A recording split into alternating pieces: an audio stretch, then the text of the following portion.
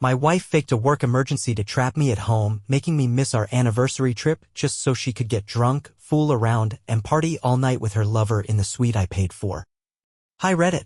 It's me, Lucas. And let me tell you, life has a way of pulling the rug out from under you just when you think you've got it all figured out. But I guess I should start from the beginning. I was never the type to stay in one place for too long. Maybe it was because I grew up bouncing between different relatives after my mom passed, or maybe I just wasn't built for the kind of life where you put down roots. Either way, by the time I turned 24, I was already behind the wheel of my first long-haul truck, ready to take on the open road. Now, at 42, the road and I have been through a lot together. I've spent more time in truck stops and diners than I have in any home, and the only real constant in my life has been my dog, Baxter. Just me, him, and the miles stretching out ahead of us. And honestly, I liked it that way. No complications. No messy emotions. Just the hum of the engine and the quiet satisfaction of watching my savings grow 1 mile at a time. When I first got into trucking, I knew I didn't want to work for someone else forever. My dream was always to own my own rig, to be my own boss, to decide my own routes without some dispatcher breathing down my neck. But buying a truck outright wasn't cheap, and I wasn't the kind of guy to take stupid risks. So I played it smart. I lived frugally, kept my head down, and saved every extra dollar I could. Then Baxter came along. I found him 6 years ago at a gas station outside of Reno. He was just a scrappy little mutt, ribs poking out, sniffing around for scraps near the pumps. I told myself I wasn't keeping him. Hell, I didn't even want a dog. But when I opened the truck door, he jumped in like he belonged there, curled up in the passenger seat, and that was that. I named him Baxter because it sounded like something permanent, but also because it felt like a joke, like I was just a temporary stop in his life. Turns out I was wrong. He stayed. He was my co-pilot, my only real family. And the thing about Baxter? He never asked for much. Just a full belly, a scratch behind the ears, and the chance to stick his head out the window whenever we were cruising down an open stretch of road. Unlike people, he never let me down. Most folks wouldn't call my life exciting, but I wasn't looking for excitement.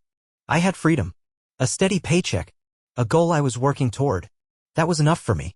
Or at least, it had been. The day everything started to change, I wasn't even supposed to be in town. I had a short layover before my next haul, so I figured I'd take Baxter for a walk and pick up a new chew toy for him. He had finally destroyed his last one. The pet store smelled like sawdust and fresh hay, the kind of place where kids begged their parents for a hamster or a fish. I was reaching for a rubber bone when something small and fast crashed into my leg.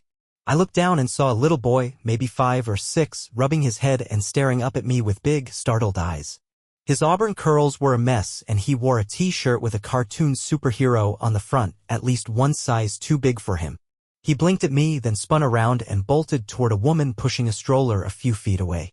"Sorry about that," she said, her voice carrying the kind of exhaustion only a mother of young kids could have. She looked about 33, dressed in jeans and a worn-out hoodie. Her dark hair was pulled into a loose bun, and there were faint shadows under her eyes, the kind that never really go away. One hand gripped the stroller while the other tried to rein in the boy. "Leon, slow down," she sighed. "You can't just run into people like that." "It's all right," I said, waving it off. "No harm done." She gave me a polite smile, the kind you give strangers before moving on. But then I noticed something pinned to the strap of her bag, a small golden star. I had seen it before. Back when I used to haul equipment for military bases. It was the kind of pin only a military widow wore. It meant her husband had died in service. Probably overseas. Probably young. For a second, I didn't know what to say. There wasn't anything I could say that would make a difference. So instead, I just gave her a small nod, a silent acknowledgement. She caught it immediately. Her smile faltered just for a second before she looked away, pretending to fuss with the baby's blanket. "Come on, Leon," she said, softer now. "Let's pick something out for Scout." The boy Leon grinned and grabbed a stuffed toy off the shelf, already moving on from our brief encounter. But as I watched them walk away, something about the way she carried herself stuck with me. The weight of loss clung to her, but so did the determination to keep going. I had spent years alone by choice. She hadn't been given one. That thought lingered with me as I paid for Baxter's new toy and stepped back out onto the road. I thought that would be the last time I saw her. People pass through each other's lives all the time, especially in my line of work. You share a moment, maybe even a conversation, then you move on. That's just how life works. But sometimes life has other plans. A few days later, I was sitting in a quiet corner of a small diner, the kind that serves coffee so strong it could wake the dead, when I saw her again. The woman from the pet store. She was balancing a tray in one hand and holding her little girl, Emma, on her hip with the other. The boy, Leon, was already at a booth, swinging his legs and chattering about something excitedly. She looked exhausted but still managed to give him an encouraging nod as he spoke. I hadn't realized I was staring until Baxter, who was curled up at my feet, let out a low huff as if to say, "Well, are you just gonna sit there, or what?" I wasn't the kind of guy who struck up conversations with strangers, but something about her pulled at me. Maybe it was the way she moved, like she was carrying a weight too heavy for one person to bear. Or maybe it was the fact that, despite that weight, she still smiled at her kids like they were the only thing keeping her standing. She didn't notice me right away. Not until I stood to grab the check and happened to pass by her booth. That's when her eyes flicked up and, for a brief second, a flash of recognition crossed her face. "You again," she said, surprised. I gave a small nod. "Seems like we both have good taste in pet stores and diners." A tired smile tugged at her lips. "It's the only place in town where the coffee doesn't taste like burnt cardboard." That made me chuckle. "Yeah, I've had my fair share of bad coffee on the road. You'd be amazed how many ways a person can mess up something as simple as black coffee." Leon, who had been busy drawing on a napkin, suddenly perked up. "You're the guy from the store. The one with the big dog." Baxter, as if on cue, let out a soft woof from where he sat beside me. Leon's face lit up. "Can I pet him?" I glanced at his mother for approval. She hesitated, then gave a small nod. "As long as you're gentle." Leon slid out of the booth and crouched down, his little hands hesitating before scratching behind Baxter's ears. My dog, for his part, leaned into the touch, his tail thumping lazily against the floor. "His fur is so soft," Leon said in awe. "That's because he gets spoiled," I admitted. "He's got more blankets than I do." That earned a quiet laugh from the woman. "Sounds like a good life." For a moment, there was just silence. Not the awkward kind, but the kind where no one felt the need to fill the space with empty words. Finally, I cleared my throat. "I never got your name." "Mira," she said. "And this is Leon and Emma." "Lucas," I said, offering a nod. "And the big guy here is Baxter." Emma, still too little to talk much, reached a tiny hand toward Baxter's nose, giggling when he sniffed her fingers. Mira smiled at the sight, a soft, fleeting thing, but then something flickered in her expression, something guarded, like she was reminding herself not to let her guard down too easily. I understood that feeling all too well. "You live around here?" I asked, keeping my tone casual. Mira hesitated, then nodded. "Yeah. Moved back a few years ago. I grew up here." I didn't push. If she wanted to tell me more, she would. Instead, I gestured to the empty seat across from her booth. "Mind if I sit?" She looked at me for a long moment as if trying to decide something. Then, finally, she sighed and gestured to the seat. "Go ahead." So I did. And just like that, something shifted. I didn't know it then, but that was the first crack in the walls I had built around myself, the first step towards something I hadn't even realized I'd been missing. Mira and I sat there for a while, longer than I expected. At first, we just talked about simple things, the weather, the town, how Baxter had a habit of stealing my blankets at night. But as the minutes stretched on, the conversation started shifting, taking on something heavier beneath the surface. I learned that she had moved back to town a few years ago, though she never really said why. She didn't mention her husband, and I didn't ask. It wasn't my place. But there was a certain weariness in the way she spoke, like someone who had been forced to start over when they hadn't been ready to. Leon was the one who filled in the silence whenever it got too quiet. He talked a mile a minute, bouncing between subjects like his thoughts were running ahead of him. He told me about his dog, Scout, who was back home. About his favorite superhero. About how he could run faster than any kid in his class, though, according to Mira, that wasn't exactly true. Emma was too little to talk, but she watched everything with wide, curious eyes, stuffing pieces of toast into her mouth with tiny, chubby hands. Every now and then, Mira would reach over and wipe some crumbs off her face, her movements automatic, like second nature. And me? I just sat there, listening. It was strange, really. I wasn't used to sitting at a table like this, sharing a meal with other people. Most of the time, it was just me and Baxter, grabbing food on the go, eating in the cab of my truck or at some lonely counter. But here, in this tiny booth, with a kid chattering away and a baby giggling at my dog, I felt something I hadn't felt in a long time. I felt present. The moment was broken when Mira glanced at her watch and sighed. "We should get going. Leon's got school in the morning, and Emma turns into a tiny monster if she doesn't get enough sleep." Leon groaned dramatically. "School is boring." "You say that now," I said, finishing my coffee. "But one day you'll wish all you had to do was sit in a classroom." He gave me a skeptical look. "Doubt it." Mira smirked. "Trust me, Lucas is right. As she started gathering their things, she hesitated, then looked at me. "It was nice running into you again." Something in the way she said it made me think she meant it. "Yeah," I said, nodding. "You too." Leon gave Baxter one last scratch behind the ears before skipping ahead toward the door. Mira followed, adjusting Emma on her hip. Then, just as she was about to leave, she turned back. "You're on the road a lot, right?" she asked. "Yeah," I admitted. "Most of the time." She nodded, like that was the answer she expected. "Well, safe travels."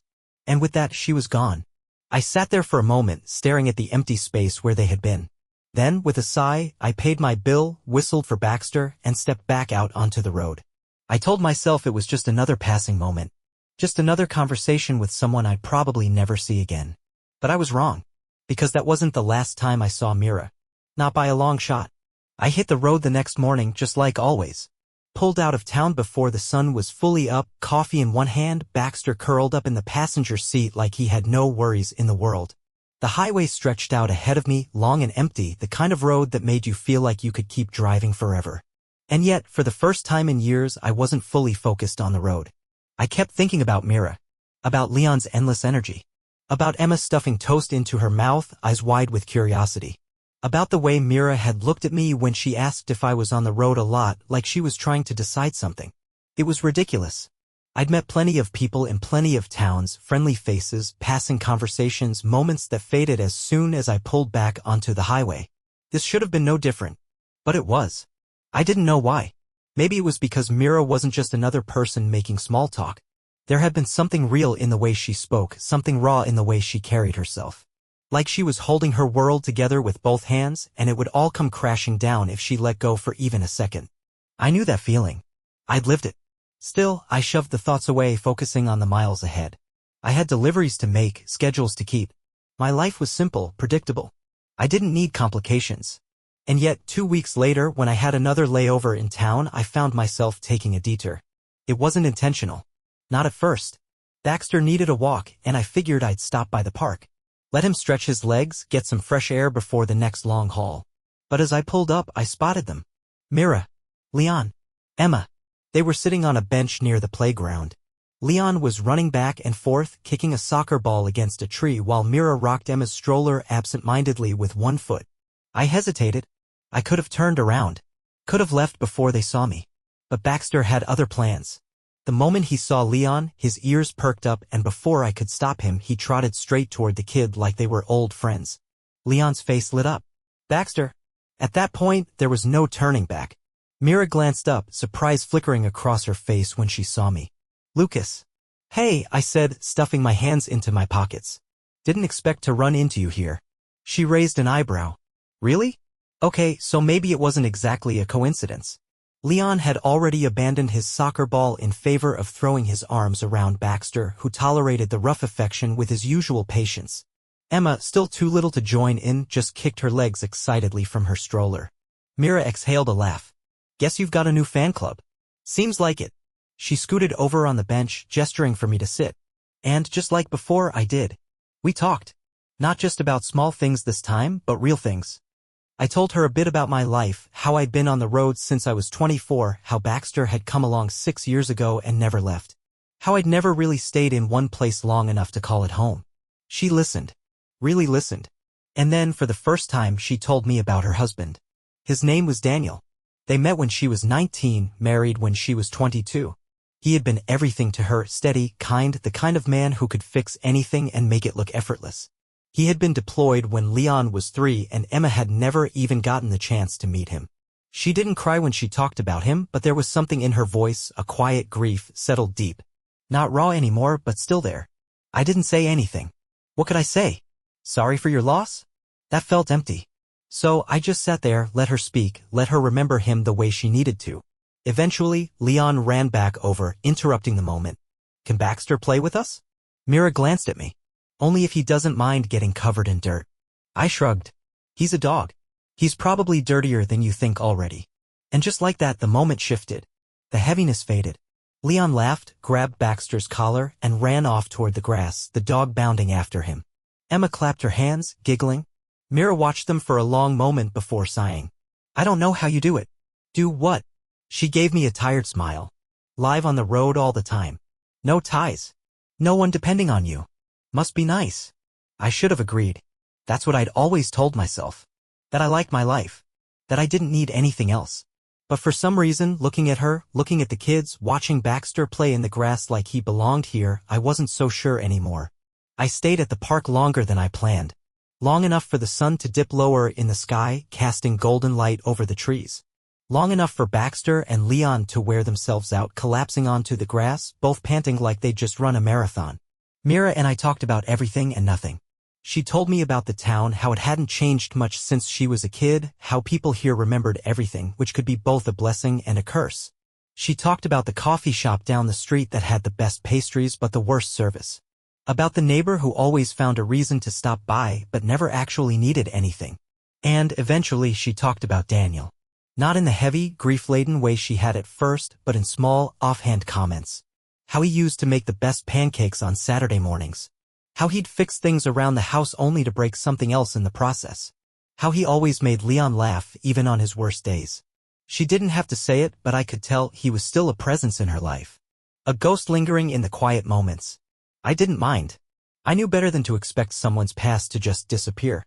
But what surprised me was how easy it was to talk to her. I wasn't the kind of guy who opened up. I never saw the point.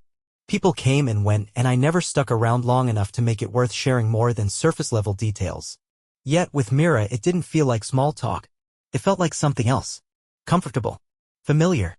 Like I'd known her longer than just 2 chance encounters. Leon groaned, flopping onto his back. I'm so tired. Mira smirked. That's what happens when you run around for 2 hours straight. Baxter's tired too, Leon pointed out. We're both exhausted. I glanced over at my dog, who was sprawled out on the grass, tongue hanging out, looking like he had no regrets. Yeah, well, he'll sleep good tonight. Leon grinned. Can he come to the park again? Mira raised an eyebrow. Leon, eh? He turned to me, eyes big, hopeful. Please? Mira sighed. Lucas has a job, honey. He's not always in town. Leon frowned. But maybe when he is? I hesitated. I should have just given some vague answer, left it open-ended. But instead, I found myself saying, yeah. If I'm around, we'll come by. Mira glanced at me, something unreadable flickering in her expression. She didn't say anything, though. Just exhaled softly and looked down at Emma, who was starting to rub her eyes sleepily. We should get going, she said, shifting to stand. Bedtime's coming up fast. Leon groaned in protest but didn't argue. I stood too, brushing dirt off my jeans. It was nice running into you again. Mira looked at me for a long second. Yeah. You too. Leon gave Baxter one last hug, and then they were gone. I watched them walk away, Leon skipping ahead, Mira pushing the stroller, her movements steady and sure. I should have left it at that. Should have climbed back into my truck, driven off, and let the whole thing fade into just another pit stop in my life. But as I stood there, hands in my pockets, watching them disappear down the sidewalk, I realized something. I didn't want to just pass through this time. And that scared the hell out of me. I told myself I wasn't changing my route on purpose. That would have been ridiculous. I had a schedule, contracts, places to be. I wasn't the kind of guy who made detours just because of a chance encounter. And yet, 2 weeks later, when I had another delivery that brought me within 50 miles of town, I found myself taking a longer break than necessary. I told myself it was just for Baxter. He liked the park. He needed to stretch his legs. It had nothing to do with the fact that I might run into them again. But deep down, I knew better. The park was quieter this time. No soccer game, no running around. Just a few kids on the swings, a couple of teenagers glued to their phones, and the rustling sound of wind moving through the trees. And then, there they were. Mira sat on a bench, her head tilted back, eyes closed, like she was just stealing a moment to breathe. Leon was on the grass with Scout, their old beagle, absent-mindedly tossing a stick. Emma was in the stroller, sucking on a pacifier, her tiny fists curled up near her face. Baxter spotted them before I did, his ears perking up. He let out a low woof and took off at a steady trot, heading straight for Leon. The kid looked up, surprised at first, then broke into a wide grin. Baxter. That got Myra's attention. She blinked, straightened, and followed Leon's gaze just in time to see me walking up behind my dog. You again, she said, smirking slightly. Starting to think you're not just randomly passing through. I rubbed the back of my neck. What can I say? Baxter liked it here. She said, clearly not buying it. But she didn't push. Leon, meanwhile, had already dropped to his knees, wrapping his arms around Baxter's neck like they were best friends reuniting after years apart. The dog tolerated it with his usual patience, tail thumping against the ground. Scout, look. It's Baxter. Leon gestured excitedly to their old beagle who sniffed the air once, then let out a single, unimpressed huff before going back to lying in the sun. Mira sighed. Scout's too old to care about anything anymore. Smart dog, I said. Knows how to enjoy the simple things. She smiled at that. A real one this time. I sat down on the bench beside her without asking, and she didn't tell me to leave. We watched the kids and the dogs in silence for a few minutes, just listening to the rustling trees and the distant sounds of traffic. You really on the road all the time? She asked after a while. Mostly, I admitted. Been doing it for years. Never thought about settling down? I hesitated. Didn't really see the point. She nodded like she understood that more than she wanted to admit. Daniel always wanted to settle, she said after a moment. Said he'd be happy in a house with a backyard, mowing the lawn every Saturday, complaining about the weather like an old man. She exhaled a small laugh. I used to think it sounded boring. Yeah? I think I'd give anything for that kind of boring. I didn't say anything. Didn't need to. For the first time, I really looked at her. Mira wasn't fragile. She wasn't falling apart. She was strong, steady. But there was a quiet kind of exhaustion in her, the kind that came from carrying too much for too long. And maybe that's why I kept coming back. Because for the first time in years, I wasn't just looking at a town as another stop on a map. I was looking at someone that made me want to stay. And that scared me more than anything else ever had. I should have left town the next morning. That was the plan. Always had been. Roll in, get my break, take my next haul, and hit the road. But when the morning came, I found myself lingering. I told myself it was because of Baxter. He liked the park. He liked Leon. I was just giving him a little more time to enjoy it. But that was a lie. The truth was, I wasn't ready to leave. It had been years since I'd felt like I belonged anywhere. Long enough that I'd stopped looking for it. But there was something about Mira, about her kids, about the quiet way life moved here, that made me hesitate for the first time in a long time. So, instead of climbing back into my truck and heading out, I found myself sitting at the diner again, nursing a cup of coffee and staring out the window like I was waiting for something. And then, like clockwork, she walked in. Mira spotted me almost immediately. Her eyebrows lifted in mild surprise, but she didn't look annoyed to see me. If anything, there was a hint of amusement in her expression. You again, she said as she slid into the booth across from me. Should I start getting worried that you're stalking me? I smirked. Nah. If I were stalking you, I'd be a lot less obvious about it. She huffed a quiet laugh and signaled for a coffee from the waitress. What's your excuse this time? I took a sip of my coffee. Baxter wasn't ready to leave. She said, not buying it for a second. The waitress set a steaming cup of coffee in front of her, and for a moment neither of us spoke. We just sat there, the silence comfortable, easy. Then she sighed. You ever get tired of it? Tired of what? The road. Never staying in one place. I hesitated, rolling the question around in my head. Not really, I admitted. Or at least, I didn't. She didn't press for more. Just nodded like she understood. I glanced at her hands wrapped around the warm mug. No ring. Hadn't been one the first time I met her, either. But she still wore Daniel like a ghost in the way she spoke, in the way she carried herself. You ever think about leaving? I asked before I could stop myself. She blinked at me. This town. I nodded. She let out a small, dry laugh. All the time. Then why stay? Her fingers traced the rim of her coffee cup. Because it's safe. I didn't ask what she meant. I already knew. I understood the need for safe. I understood what it meant to hold onto something just because it felt familiar, even if it wasn't what you really wanted. But I also knew what it was like to wonder if there was something more. Mira shifted in her seat, studying me. And you? You ever think about staying? That was the question, wasn't it? The one I had been trying to ignore ever since I first ran into her at that pet store. I should have said no. Should have laughed it off, made some comment about how I wasn't built for small-town life. But for the first time in my life, I wasn't so sure. I don't know, I said honestly. Maybe. Something flickered in her eyes, something unreadable. But she didn't push. Instead, she just sat there, drinking her coffee like we weren't standing at the edge of something neither of us was ready to name. And for the first time in years, I didn't feel like I was passing through. I felt like I had a reason to stay. I stayed in town longer than I meant to.